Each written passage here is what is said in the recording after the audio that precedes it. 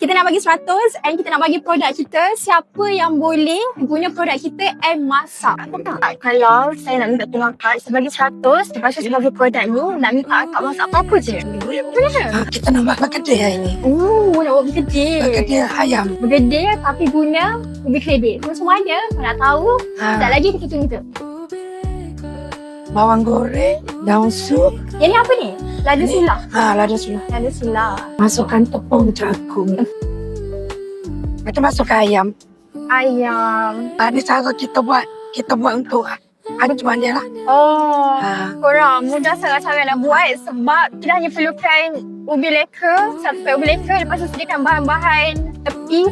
Lagi-lagi akak yang orang lama dibuat, kita tengok berapa Biji kita boleh. biji kita dapat. Lepas tu ini Kita lesekkan sikit lah. dah siap kita punya kredit bergedil yang Siti rasa tak sampai 10 minit pun. Siti rasa 5 minit saja. So sekarang ni kita nak start menggoreng. Ya, kita goreng. Kita nak start menggoreng, so jom tengok. Okay. Bismillah. Make sure minyak tu panas. kena panas. Apa cakap saya tak boleh masak? Saya tak boleh masak. Okay, next one nanti kita masak. Kamera cantik je kejadian dia.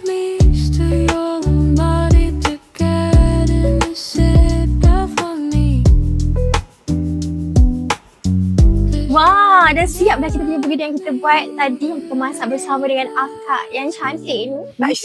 Okay, kita makan dengan Sambal. sambal kicap. Special. Kena tak? Ubi kredit kalau buat bergedil. Sebelumnya kita boleh ubi kentang.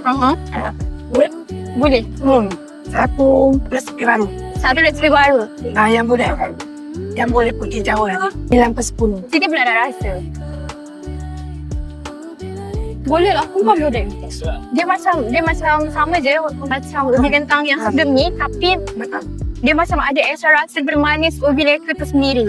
So korang, itulah semua pendapat-pendapat yang daripada customer kita sendiri, NCT sendiri, and paling penting owner My Soto sendiri dah approve yang ubi kredit ni boleh dijadikan bergedil. Ubi leka kita memang terbukti senang, mudah, cepat and jimat masa. Macam tadi pun tak ambil masa yang lama pun nak buat bergedil ni. So kemana kita next? Nantikan.